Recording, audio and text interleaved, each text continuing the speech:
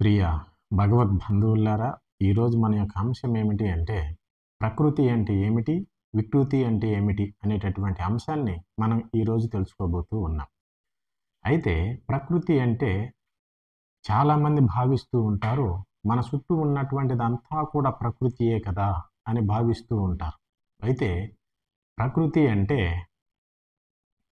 మన చుట్టూ ఉన్నటువంటిదంతా కూడా ప్రకృతి అని మనం చెప్పలేం. ఎందుకు అంటే అది సరి అయినటువంటి సమాధానం కాదు. అటువంటి ఆలోచన అనేటటువంటిది ఉండడము సరి అయినదే కానీ, ఇదే ప్రకృతి అని మనం చెప్పకూడదు. ఎందుకు అంటే, ప్రకృతి అన్నప్పుడు ప్రకృతి నుంచి ఏదైతే తయారు చేయబడి ఉంటుందో దానిని వికృతము అంటాము. ప్రకృతి ద్వారా తయారు చేయబడినటువంటి వస్తువులన్నీ కూడా వికృతి రూపాలు అని మనం చెప్పవచ్చును. ఆ విధంగా గనక మనం చూసినట్లయితే మన చుట్టూ ఉన్నటువంటివి ఈ యొక్క చెట్లు కావచ్చు, పక్షులు కావచ్చు, క్రిములు, కీటకాలు, అదేవిధంగా నదీ జలపాతాలు, నదులు, ఈ యొక్క మానవులు, రకరకాలైనటువంటి తీగ జాతులు, అదేవిధంగా రకరకాలైనటువంటి పక్షి జాతులు, రకరకాలైనటువంటి జంతు జాతులు, ఇవన్నీ కూడా ప్రకృతి నుంచి చేయబడినటువంటి రూపాలు. అంటే ప్రకృతి మరో రూపాన్ని దాల్చినప్పుడు దానినే మనం వికృతి రూపము అంటాం. అంటే ప్రకృతి యొక్క మరో రూపమే వికృత రూపము, వికృతము అని మనం చెప్పబడుతూ ఉంటాం. ఆ విధంగా గనక మనం చూసినట్లయితే మన చుట్టూ ఉన్నటువంటి ఈ యొక్క సంపద అంతా కూడా ప్రకృతి యొక్క మరో రూపము. అంటే ప్రకృతి మరో రూపాన్ని దాల్చినప్పుడే ఇవన్నీ ఏర్పడి మన చుట్టూ ఉన్నాయి. ఏ విధంగా అని గనక మనం చూసినట్లయితే, ఉదాహరణకు ఎక్కడైనా ఒక సముద్ర తీర ప్రాంతంలో గానీ, అదేవిధంగా ఎక్కడైనా ఒక ఇసుక దిబ్బలు ఉన్నటువంటి ప్రాంతంలో గనక మనం ఒక చిన్న పిల్లల్ని గనక అక్కడ వదిలినట్లయితే, వారు ఆ యొక్క ఇసుకతో ఆడుకోవడం అనేటటువంటిది మొదలుపెడతారు. ఆ యొక్క ఇసుక తీసుకొని గూడు అనేటటువంటిది కట్టుకుంటారు. కాసేపు ఆ గూడుతో ఆడుకొని దానిని మరలా చెరిపేసి మరలా ఒక ఇంటిని కట్టుకుంటారు. అంటే ఇంటి బొమ్మను కట్టుకుంటారు. దానిని కూడా చెరిపేసి మరలా ఒక జంతువుని తయారు చేసుకుంటారు. అంటే ఇసుకతోనే జంతువుని తయారు చేసుకుంటారు. దానితో కూడా కాసేపు ఆడుకొని తర్వాత మళ్ళీ ఒక పక్షి రూపాన్ని తయారు చేసుకుంటారు. ఆ పక్షి రూపంతో కూడా ఆడుకొని మరలా దాన్ని చెరిపేసి ఇంకొక రకమైనటువంటి బొమ్మను తయారు చేసుకుంటారు. ఆ బొమ్మతో కూడా కాసేపు ఆడుకొని దాన్ని కూడా చెరిపేసి ఆ విధంగా రకరకాల బొమ్మలుగా తయారు చేసుకుంటూ పిల్లలు ఆడుకుంటూ ఉంటారు. ఇక్కడ ఈ జరుగుతున్నటువంటి తంతు ఏదైతే ఉన్నదో అది పిల్లలకు తెలియకపోవచ్చేమో కానీ మనమైతే ఆలోచించాలి కదా. ఆ విధంగా కనుక మనం చూసినట్లయితే ఈ పిల్లలు ఎవరైతే ఉన్నారో ఆడుకునేటటువంటి పిల్లలు, ఆ ఆడుకునేటటువంటి పిల్లలు ఈ యొక్క తయారు చేస్తున్నటువంటి ఆ యొక్క వస్తువులు కానీ, ఆ యొక్క బొమ్మలు కానీ, ఆ యొక్క ఆకారాలన్నీ కూడా ఒకే పదార్థంతో తయారు చేస్తూ ఉన్నారు. అంటే ఈ యొక్క రూపాలన్నింటికీ కూడా ఇసుక అనేటటువంటిది ఆధారమై ఉన్నది. ఆ ఇసుకతోనే ప్రతి రూపాన్ని కూడా వాళ్ళు తయారు చేస్తూ ఉన్నారు. అంటే ఇసుకే బొమ్మగాను, ఇసుకే మనకి జంతువుగాను, ఇసుకే మనకి పక్షిగాను, ఇసుకే మనకి అన్ని రూపాలలోనూ కనిపిస్తూ ఉంటుంది. వాళ్ళు తయారు చేసినటువంటి ప్రతి బొమ్మలోనూ మనం గుర్తించినట్లయితే ఈ యొక్క ఇసుకే ఆ రూపాన్ని ధరించి ఉంటుంది. అంటే వాళ్ళు చేసేటటువంటి ప్రతి రూపానికి కూడా ఇసుక అనేటటువంటిది ఆధారంగా ఉంటుంది. ఆ యొక్క ఆధారంగా ఉన్నటువంటి దానినే మనం ప్రకృతి అనాలి. ఆ యొక్క ఆధారం నుంచి ఏదైతే తయారు చేయబడుతూ ఉంటుందో అదంతా కూడా ఆ యొక్క ఆధారానికి సంబంధించిన వికృతి రూపము అని మనం చెప్పుకోవాలి. ఆ విధంగా గనక మనం చూసినట్లయితే మన యొక్క శరీరాలు కావచ్చు, అదేవిధంగా మన చుట్టూ ఉన్నటువంటి చెట్లు కావచ్చు, అదేవిధంగా మొక్కలు కావచ్చు, వృక్షాలు కావచ్చు, కొండలు కావచ్చు, కోనలు కావచ్చు, నదులు కావచ్చు, పక్షులు కావచ్చు, పక్షులు ఉన్నటువంటి అనేక రకాలైనటువంటి జాతులు కావచ్చు, అదేవిధంగా క్రిములు కావచ్చు, కీటకాలు కావచ్చు, రకరకాలైనటువంటి జీవరాశులు కావచ్చు, అదేవిధంగా జలచరాలైనటువంటి నీటిలో నివసించే అనేక రకాల జీవరాశులు కావచ్చు, ఇవన్నీ కూడా వికృతి రూపాలు. దేనికి సంబంధించినటువంటి వికృతి రూపాలు అని గనక మనం చూసినట్లయితే ప్రకృతికి సంబంధించినటువంటి వికృత రూపాలు.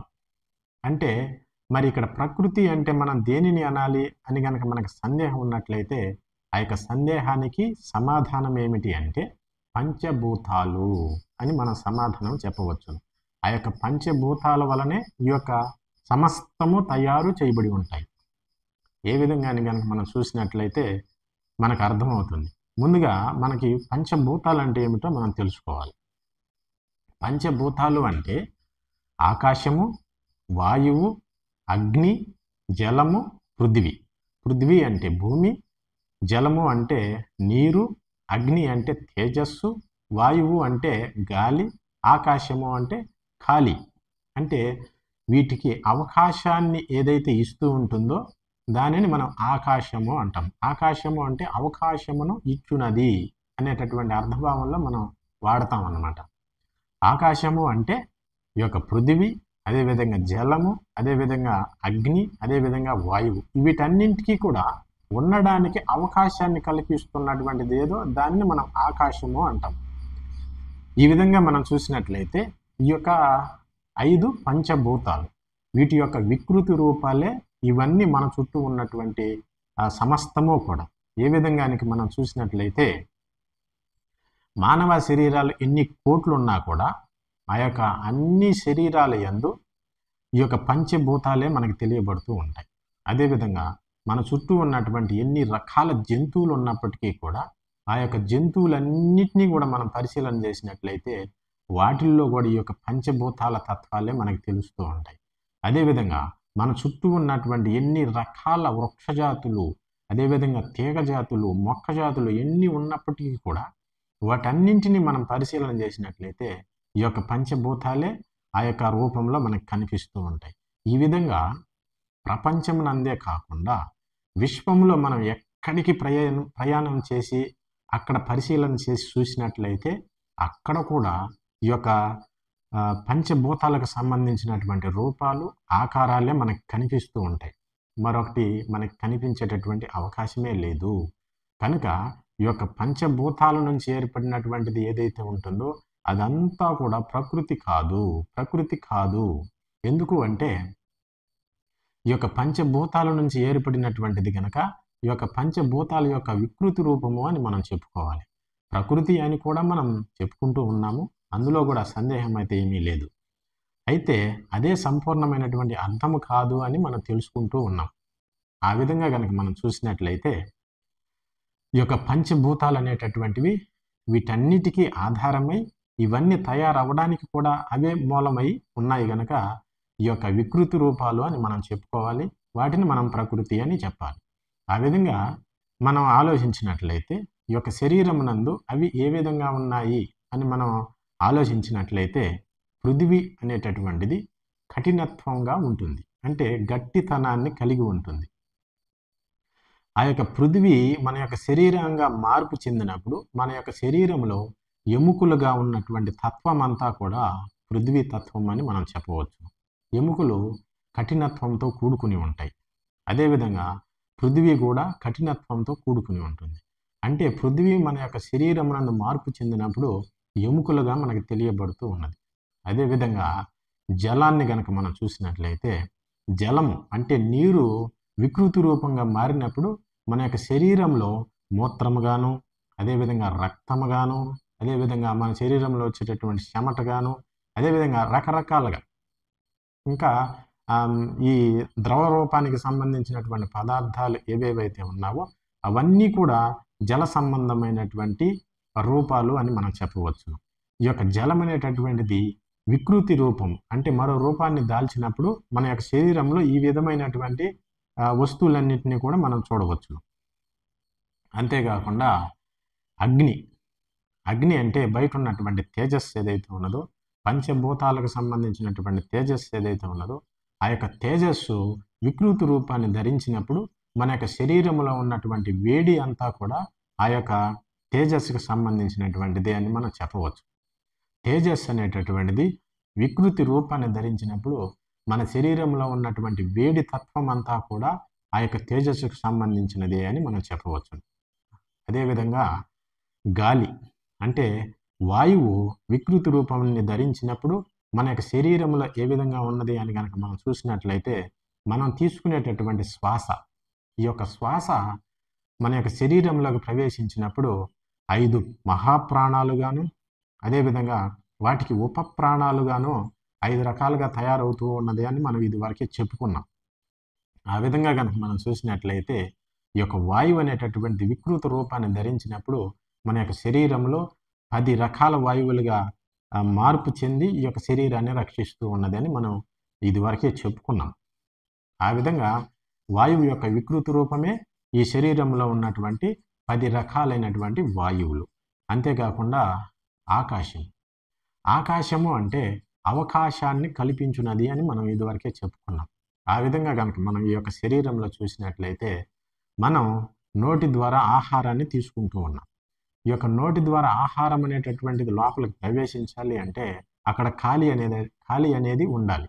ఆ యొక్క ఖాళీ ఉన్నప్పుడే ఆ యొక్క ఆహారం అనేటటువంటిది లోపలికి ప్రవేశిస్తుంది. అదేవిధంగా చెవి ద్వారా మనం శబ్దాన్ని వింటూ ఉన్నాం. ఆ యొక్క చెవి శబ్దాన్ని వినాలి అంటే అక్కడ ఖాళీ అనేటటువంటిది ఉండాలి. ఈ విధమైనటువంటి ఖాళీలన్నీ కనుక మనం చూసినట్లయితే ఆకాశం యొక్క వికృతి రూపము అని మనం చెప్పవచ్చును. అంతేకాకుండా మన యొక్క శరీరంలో నిరంతరము రక్తం అనేటటువంటిది ప్రవహిస్తూనే ఉన్నది. ఆ యొక్క రక్తం అనేటటువంటిది ప్రవహించాలి అంటే ఆ యొక్క రక్తం ప్రవహించడానికి కూడా ఖాళీ ప్రదేశం అనేటటువంటిది ఉండాలి. ఆ యొక్క ఖాళీ కూడా ఈ యొక్క ఆకాశానికి సంబంధించిందే అని మనం చెప్పవచ్చు. ఈ విధంగా బయట ఉన్నటువంటి పంచభూతాలు ఏవైతే ఉన్నాయో ఆ యొక్క పంచభూతాలు వికృతి రూపం అంటే మరో రూపాన్ని దాల్చినప్పుడు ఈ విధమైనటువంటి మార్పులన్నీ కూడా శరీరంగా తయారవుతూ ఉన్నాయి. ఆ విధంగా కనుక మనం చూసినట్లయితే ఈ యొక్క ప్రపంచమునందు మన కంటికి ఏవేవైతే కనబడుతూ ఉన్నాయో అంటే ప్రతి చిన్న జీవరాశి నుంచి అతి పెద్ద జీవరాశి వరకు, అదేవిధంగా చిన్న గడ్డిపోస నుంచి అతి పెద్ద వృక్షము వరకు, అదేవిధంగా చిన్న సూక్ష్మజీవి దగ్గర నుంచి అతి పెద్ద క్రిమి కీటకాల దాకా కూడా ఈ యొక్క పంచభూతాల యొక్క వికృతి రూపమే మన చుట్టూ ఉన్నటువంటి సమస్తము అని చెప్పవచ్చును. కాబట్టి ఈ యొక్క ప్రకృతి అంటే పంచభూతాలు, అదేవిధంగా ప్రకృతి యొక్క మరో రూపం ఏమిటి అంటే ఈ యొక్క వికృతి రూపమైనటువంటి సమస్తము. ఈ విధంగా మనం ప్రకృతిని అర్థం చేసుకోవచ్చు. అయితే ఈ యొక్క పంచభూతాలకు కూడా మూలమైనటువంటిది మూల ప్రకృతి అని చెప్పబడుతూ ఉన్నది. ఈ యొక్క శరీరాలన్నీ కూడా అంటే ఈ యొక్క ప్రపంచంలో ఉన్నటువంటి సమస్త ఆకారాలకు ఈ యొక్క బయట ఉన్నటువంటి పంచభూతాలు ఏ విధంగా కారణమై ఉన్నాయో అదే విధముగా ఈ యొక్క పంచభూతాలకు కూడా మూలమైనటువంటిది ఒకటి ఉన్నది. ఆ యొక్క మూలమైనటువంటి దానినే మూలా ప్రకృతి అని మనం చెప్పబడుతూ ఉన్నాం. ఈ యొక్క మూలా ప్రకృతి అనేది సంపూర్ణంగా పరమాత్ముని యొక్క అధీనంలో ఉంటుంది. అది మనం చూడడానికి కూడా అసాధ్యమైనటువంటిది. దానిని మనం ఊహించడానికి కూడా మనం అర్హులం కాదు. ఎందుకు అంటే మనం మన చుట్టూ ఉన్నటువంటి ఈ యొక్క పంచభూతాలను మాత్రమే దర్శించగలం. ఈ యొక్క పంచభూతాలను మనం పరిశీలన చేసినప్పుడు వీటికి కూడా ఆధారమైనటువంటిది ఏదో ఒకటి ఉన్నది అని మాత్రమే మనం తెలుసుకోగలం తప్ప ఆ యొక్క మూలతత్వాన్ని మాత్రం మనం ఏమాత్రమో తెలుసుకునేటటువంటి అవకాశమే లేదు. ఎందుకు అంటే అంత జ్ఞానం అనేటటువంటిది మన యందు వికసించదు. అది పూర్తిగా పరమాత్ముని యొక్క అధీనంలోనే ఉంటుంది తప్ప మన యొక్క అధీనంలో ఏమాత్రమూ ఉండదు. కనుక ఈ యొక్క మన చుట్టూ ఉన్నటువంటి పంచభూతాలను అయితే మనం కొద్ది వరకైనా వాడుకునేటటువంటి అవకాశం ఉన్నది. జలాన్ని కావాలంటే తీసుకోవచ్చును, అదేవిధంగా పృథ్వీని కావాలంటే మనం తెచ్చుకోవచ్చును, అదేవిధంగా అగ్నిని కావాలంటే మనం వాడుకోవచ్చును, వాయువుని కావాలన్నా కూడా వాడుకోవచ్చును, అదేవిధంగా ఆకాశమును కావాలన్నా కూడా మనం వాడుకోవచ్చును కొద్దిపాటి వరకు. కానీ ఈ యొక్క పంచభూతాలకు కూడా మూలమైనటువంటి తత్వం ఏదైతే ఉన్నదో ఆ యొక్క మూలతత్వాన్ని మాత్రం మనం ఏమాత్రము దానిని దరిదాపుల్లో కూడా మనం చేరేటటువంటి అవకాశం లేదు. అది సంపూర్ణంగా పరమాత్ముని యొక్క అధీనంలో ఉన్నది. ఆ యొక్క అధీనములో ఉండబట్టే దానిని పరిణామం చెందించుకుంటూ పంచభూతాలను తయారు చేసుకొని భూతాల ద్వారా మన యొక్క శరీరాలను తయారు చేసి ఉన్నాడు పరమాత్ముడు. అంటే ఇవన్నీ కూడా మనం ఎందుకు తెలుసుకోవాలి అని మనం ఆలోచించినట్లయితే ఇక్కడే ఉన్నది కీలకం అంతా కూడా. ఎందుకు అంటే ఈ యొక్క విశ్వంలో మనం ఎక్కడికి పోయినా కూడా ఈ 3 తత్వాలే మనకు తెలుస్తూ ఉంటాయి. ఒకటి ప్రకృతి అంటే మూలా ప్రకృతి, ఆ మూలా ప్రకృతి ద్వారా ఏర్పడినటువంటి సమస్తము, అదేవిధంగా అందులో ఉన్నటువంటి జీవుడు, అదేవిధంగా ఈ రెండిటికి ఆధారమైనటువంటి పరమాత్మ. ఈ 3 తప్ప మరొక దానిని మనం ఇక్కడ ఎక్కడికి పోయినా కూడా గ్రహించేటటువంటి అవకాశమే లేదు. ఈ 3 తత్వాలే అనేక రకాలుగా, అనేక ఆకారాలుగా, అనేక విధాలుగా మనకి గోచరమవుతూ ఉంటాయి వారి వారి కర్మానుసారాన్ని బట్టి. కనుక ఈ యొక్క సత్యాన్ని గనక మనం తెలుసుకున్నట్లయితే మనకున్నటువంటి అజ్ఞానము తొలగి మన యొక్క స్వస్వరూపం అనేటటువంటిది ఏమిటో మనకు అర్థమవుతుంది.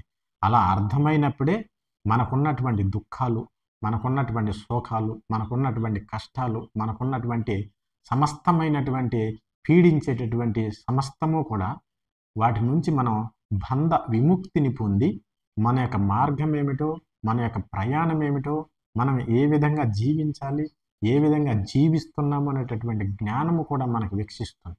కనుకనే వీటి యొక్క మూలతత్వాన్ని మనం తెలుసుకునేటటువంటి ప్రయత్నం అయితే చేయాలి. కనుక ప్రకృతి అంటే మనకి ఏం తెలియబడుతూ ఉన్నది అంటే, మన చుట్టూ ఉన్నటువంటిది ప్రకృతి అని మనం అనుకుంటూ ఉన్నాం. కానీ ఇది ఒక మార్పు చెందడం వల్ల వచ్చిందని మనకు తెలియబడుతూ ఉన్నది. దేని వలన మార్పు చెందింది అని కనుక మనం గమనించినప్పుడు, వీటికి చుట్టూ ఉన్నటువంటి పంచభూతాల వలన ఈ యొక్క మార్పు అనేటటువంటి జరిగి ఇన్ని రూపాలుగా మనకు తెలియబడుతున్నది అని మనకు అర్థమవుతుంది. దానిని కూడా మనం పరిశీలన చేసినప్పుడు అది కూడా వికృతి రూపమే అని మనకు తెలియబడుతున్నది. దానికి మూలమైనటువంటిది ఏది అని కనుక మనం చూసినట్లయితే మూల ప్రకృతి. ఈ యొక్క మూల ప్రకృతిని మనం అస్సలు దర్శించను కూడా దర్శించలేము. ఎందుకంటే అది మన యొక్క దృశ్యానికి కనిపించేది కాదు, మన యొక్క జ్ఞానానికి కూడా అందేటటువంటిది కాదు. అది సంపూర్ణంగా పరమాత్ముని యొక్క అధీనంలో దాని యొక్క కర్తవ్యాన్ని నిర్వర్తిస్తూ ఉంటుందే తప్ప మనం ఏమాత్రము దాన్ని దర్శించేటటువంటి ప్రయత్నము కూడా చేయలేము. అది ఉన్నది అని మనం గుర్తించాలి అంటే అది దాల్చినటువంటి యొక్క వికృతి రూపాలను ఆధారంగా చేసుకుని అది ఉన్నదని మనం చెప్తున్నామే తప్ప దానిని నేరుగా చూసినటువంటి వారు కానీ, దానితో నేరుగా సంబంధాన్ని పెట్టుకున్నటువంటి వారు కానీ ఎవ్వరూ కూడా ఈ యొక్క ప్రపంచంలో ఉండరు. అది సంపూర్ణంగా పరమాత్ముని యొక్క అధీనంలో పనిచేస్తూ ఉంటుంది. ఆ యొక్క పరమాత్ముడు ఆ యొక్క మూల ప్రకృతిని తీసుకొని జీవుని యొక్క సంస్కారాన్ని బట్టి, అంటే పూర్వజన్మలలో మనం చేసుకున్నటువంటి పాప పుణ్యముల యొక్క సంస్కారం ఏదైతే ఉంటుందో ఆ యొక్క సంస్కారాన్ని అనుసరించి ఈ యొక్క మూల ప్రకృతిని తీసుకొని మనకి శరీరాన్ని తయారు చేయడం అనేటటువంటిది జరుగుతుంది. ఈ యొక్క జ్ఞానము అంటే ఈ యొక్క శరీరాన్ని తయారు చేసేటటువంటి జ్ఞానము ఒక పరమాత్ముడికి తప్ప మరెవరికి సాధ్యము కాదు. అటువంటి తత్వము ఈ యొక్క మూల ప్రకృతి అంటే. కనుక ఆ యొక్క మూల ప్రకృతిని తీసుకొని ఈ యొక్క జీవునికి శరీరాన్ని తయారు చేసి ఆ యొక్క శరీరంలో ఈ యొక్క ఇంద్రియాలన్నింటినీ కూడా అమర్చి ఆ యొక్క ఇంద్రియాలలో ఆ పరమాత్ముడే ఒక్కొక్క ఇంద్రియం నందు ఒక్కొక్క శక్తిగా ప్రకాశిస్తూ ఉంటాడు. ఈ యొక్క ప్రకృతి నిజానికి చెప్పాలంటే ఈ యొక్క ప్రకృతికి జ్ఞానము కానీ అదేవిధంగా అజ్ఞానము కానీ రెండూ కూడా ఉండవు. అది స్వయంగా చెలించలేదు, స్వయంగా ప్రకాశించలేదు. మనకు కనిపిస్తున్నటువంటి సమస్తము కూడా, అంటే మన కంటికి కనిపిస్తున్నటువంటి సమస్తము కూడా ప్రకృతే. కానీ ఆ ప్రకృతిలో ఆ యొక్క తేజస్సు, ఆ యొక్క జ్ఞానము తెలియబడుతూ ఉన్నాయి అంటే అందులో ఉన్నటువంటిది ఆ యొక్క ప్రకృతికి సంబంధించినటువంటి గుణము కాదు. ఆ ప్రకృతి ద్వారా పరమాత్ముడే ప్రకాశిస్తూ ఉంటాడు అందులో. కనుకనే దానికి ఆ యొక్క తేజస్సు అనేటటువంటిది మనకు దర్శనం అవుతూ ఉంటుంది. ఆ విధంగా కనుక మనం చూసినట్లయితే ఈ యొక్క శరీరాన్ని తయారు చేసి ఆ యొక్క శరీరంలో ఈ యొక్క 24 ఇంద్రియాలను అమర్చి ఆ యొక్క ఇంద్రియాల ద్వారా పరమాత్ముడే అందులో ఉండి ఒక్కొక్క ఇంద్రియమునందు ఒక్కొక్క శక్తిగా ప్రకాశిస్తూ ఉంటాడు.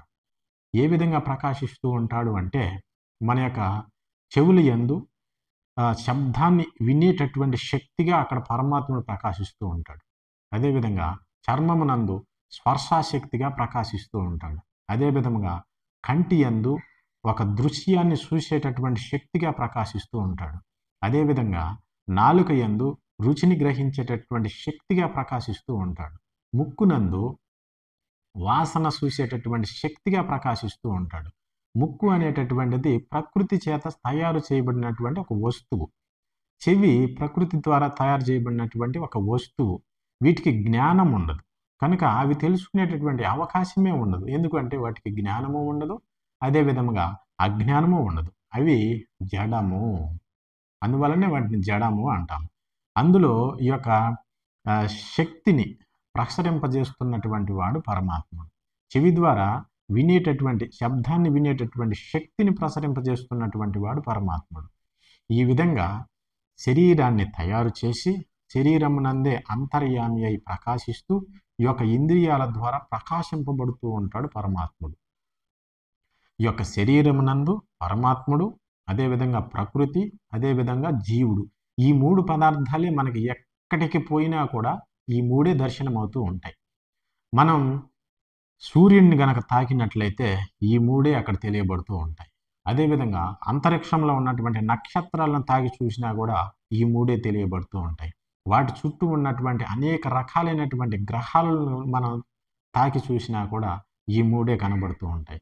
అదేవిధంగా అంతరిక్షంలో ఉండేటటువంటి సమస్తాన్ని మనం గ్రహ చక్రాలను తాకి చూసినా కూడా ఈ 3 తత్వాలే మనకు తెలియబడుతూ ఉంటాయి.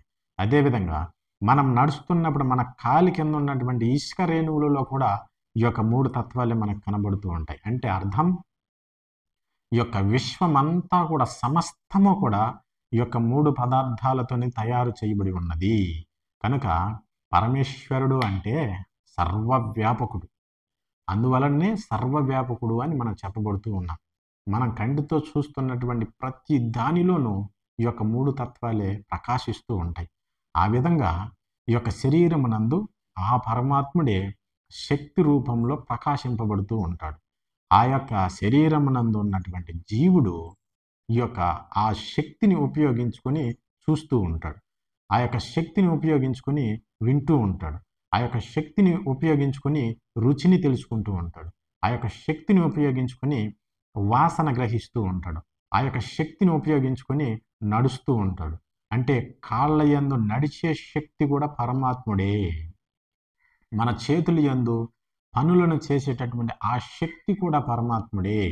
ఆ ఇంద్రియము ద్వారా ఆ శక్తిగా ప్రకాశిస్తూ ఉంటాడు పరమాత్ముడు. ఆ శక్తిని జీవుడు అనేటటువంటి వాడు తీసుకుని వాడుకుంటూ ఉంటాడు. అలా వాడుకుంటూ తనకున్నటువంటి సంస్కారాన్ని పోగొట్టుకొని ఖాళీ కాకుండా ఆ వాటిలతో మరలా పనులు చేసి ఈ యొక్క సంస్కారాన్నంతా అంటే మరల కొత్తగా పాపపుణ్యముల యొక్క సంస్కారాలన్నింటినీ కూడా తయారు చేసుకుని మరలా పోగు చేసుకుంటూ ఉంటాడు. మరొక జన్మకు కారణమవుతూ ఉంటాడు. ఈ విధముగా ప్రకృతి అనేటటువంటిది జడము. మన కంటికి కనిపిస్తున్నటువంటిది అంతా కూడా జడమే. ఆ జడత్వములో ప్రకాశతత్వాన్ని కలిగి ఉన్నటువంటిది ఏదో అది పరమాత్ముని యొక్క చైతన్యం. ఈ విధంగా ఈ 3 తత్వాలతోనే ఈ యొక్క విశ్వమంతా కూడా వ్యాపించి ఉన్నది. ఈ యొక్క 3 తత్వాలను గుర్తించి మన యొక్క స్వస్వరూప స్థితిలో మనల్ని నిలబెట్టడానికే మనం దేవాలయానికి పోయినప్పుడు అందులో ఒక విగ్రహాన్ని మనం చూస్తాం. ఆ యొక్క విగ్రహము మనిషి రూపాన్నే పోలి ఉంటుంది. మనం ఎక్కడికి పోయినా కూడా ముక్కాలు భాగం మనిషి ఆకారంలో ఉన్నటువంటి రూపాలనే మనం చూస్తూ ఉంటాం. అవి దేవతా రూపాలైనప్పటికీ, అదేవిధంగా పురుష రూపాలైనప్పటికీ కూడా అవన్నీ కూడా ఒక మానవ రూపాన్ని ధరించి ఉండడాన్నే మనం చూస్తూ ఉంటాం. అంటే అర్థం ఏమిటి అంటే ఈ విధముగానైనా మనసులలో ఇటువంటి జ్ఞానం ఉద్భవిస్తుందేమో అన్నటువంటి ఒక భావన, ఒక సద్భావనతో పూర్వీకులు మనకి కల్పించినటువంటి ఒక కల్పన. మన చుట్టూ ఉన్నటువంటి సమస్త ప్రాణికోటిని మనం చూసినట్లయితే ఏ ప్రాణికోటిలోనూ కూడా జ్ఞానం అనేటటువంటిది వికసించే అవకాశమే లేదు. అవి కేవలము తినడము, తాగడము, వాటి యొక్క సుఖ సంతోషాలను వెళ్ళబుచ్చుకోవడము, నిద్రపోవడము, మరలా తన యొక్క ప్రయాణాన్ని కొనసాగింపజేసుకుంటూ ఉండడం. అటువంటిది ఈ యొక్క మానవ శరీరంలో ఆ యొక్క అద్భుతమైనటువంటి దృశ్యాన్ని మనం చూడవచ్చు. ఈ యొక్క మానవ శరీరంలోని సంపూర్ణమైనటువంటి జ్ఞానం అనేటటువంటిది వికసిస్తూ ఉన్నది. కనుక మన దేవాలయాలకు పోయినప్పుడు అందులో ఉన్నటువంటి విగ్రహము మనిషి యొక్క రూపాన్ని పోలి ఉంటుంది. దానికి అర్థం ఏమిటి అంటే ఆ యొక్క శరీరం అంతా కూడా ఇంద్రియాలే ఉంటాయి. ఆ యొక్క విగ్రహానికి కళ్ళు ఉంటాయి, చెవులు ఉంటాయి, అదేవిధంగా చేతులు ఉంటాయి, అదేవిధంగా కాళ్ళు ఉంటాయి, అదేవిధంగా అంతర్భాగానికి సంబంధించినటువంటి అన్ని రకాలు కూడా మనకి తెలియబడుతూ ఉంటాయి. అంటే అర్థం ఈ యొక్క జడ పదార్థమైనటువంటి ఈ యొక్క ప్రకృతిలో మనకి ఒక తేజస్సు కనబడుతూ ఉన్నది అంటే ఆ యొక్క తేజస్సు ఈ యొక్క ప్రకృతిది కాదు, దానికి వెనకాలన్నటువంటి పరమాత్ముని యొక్క చైతన్యము అని మనకు గుర్తు చేయడం కోసమే దేవాలయాల యందు మనకి విగ్రహాలను మనకి ప్రతిష్ఠింపజేసి ఉంటారు. కంటిలో చూపుగా ఉన్నటువంటిది పరమాత్ముడు, చెవిలో శబ్ద శక్తిని గ్రహించేటటువంటి వాడిగా ఉన్నది పరమాత్ముడే. ఇక మానవ దేహంలో ఉన్నటువంటి సకల ఇంద్రియాలలో ప్రకాశింపబడుతున్నటువంటి వాడు పరమాత్ముడే అని మనకు గుర్తు చేయడం కోసము ఈ యొక్క క్రమాన్ని మనకు ఏర్పాటు చేయడం అనేటటువంటిది జరిగింది.